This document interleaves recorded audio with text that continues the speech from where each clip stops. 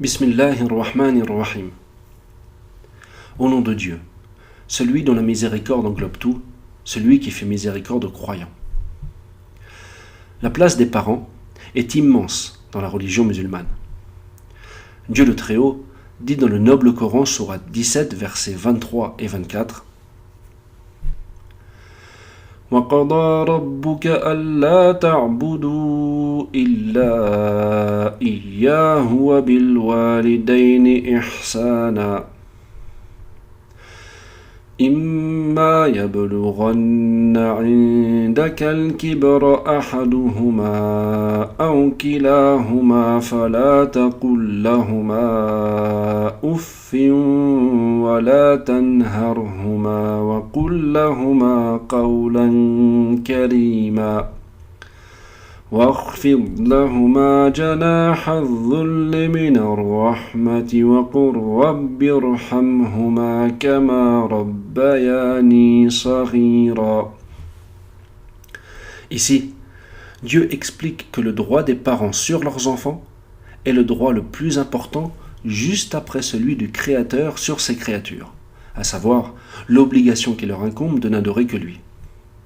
C'est ainsi qu'il a interdit dans ces deux versets la désobéissance aux parents et qu'il a rendu obligatoire la bienfaisance à leur égard, en particulier quand ils ont atteint la vieillesse. L'islam offre également une place toute particulière à la mère, puisque Dieu en a fait la créature envers qui l'être humain doit avoir le meilleur comportement. En effet, un homme vint un jour poser la question suivante au prophète Mohammed, que la paix et les bénédictions de Dieu soient sur lui.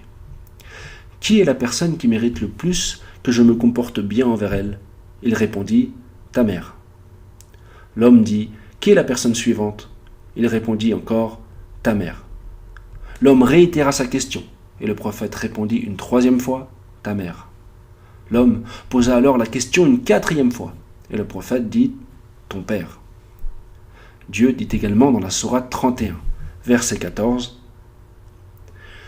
وَوَصَّيْنَا الْإِنسَانَ بِوَالِدَيْهِ حَمَلَتْهُ أُمُّهُ وَهْنًا عَلَى وَهْنٍ وَفِصَالُهُ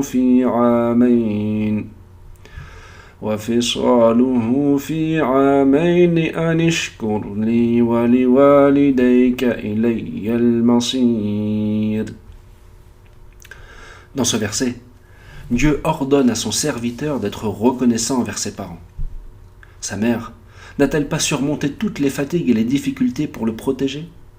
En effet, ceux qui ont pris soin de nous toute leur vie du mieux qu'ils le pouvaient, ne méritent-ils pas que notre comportement envers eux soit irréprochable, en particulier lorsque ceux-ci ont atteint un âge où notre aide est parfois très précieuse ?